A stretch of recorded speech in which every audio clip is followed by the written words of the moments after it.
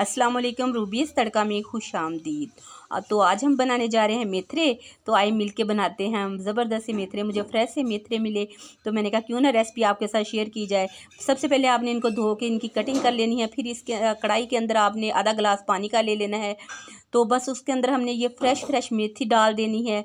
जब हमने कढ़ाई के अंदर फ्रेश मेथी डाल देनी है ना, तो फिर हमने क्या करना है, तमाम जो है एक मैंने टमाटर लिया, उसको हमने इस तरह काट के डाल देना है। 3-4 हरी मिर्चें ली हैं, वो डाल दें। तो बस फिर साथ थोड़ा सा अदरक डाल देना है चॉप करके। मीडियम साइज़ का प्याज डाल देना है। जब हमने ये सब चीज़ें डाल दी ना, तो अब बारी आ जाती है स्पाइसेस की।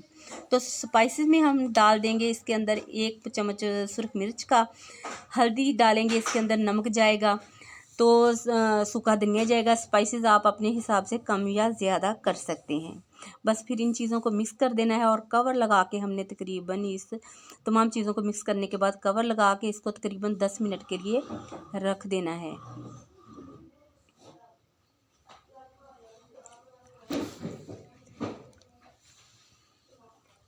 चलिए जी, 10 मिनट के बाद ये देखें किस तरह हमारी मेथी सॉफ्ट सी हो चुकी है।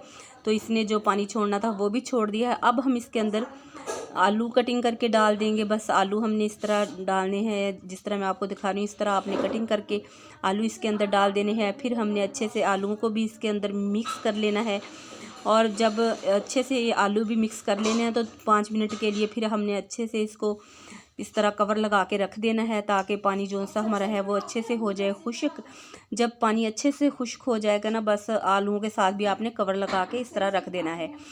तो इससे बहुत मज़ेदार मेथरे बनते हैं। आपने ज़रूर ट्राई करना है मेरी रेसिपी को फॉलो करते हुए। तो बस आपने कवर लगा दिया, पानी भी देखें कितना ज़्यादा खुश्क हो चुका है। इस स्टेज पे आपने इसके अंदर घी या ऑयल जो डालती है ना, मैंने आधा कप ऑयल का डाल दिया है। तो फिर आपने जो आँच है ना, उसको तेज़ करके अच्छे से इसकी भुनाई कर लेनी है।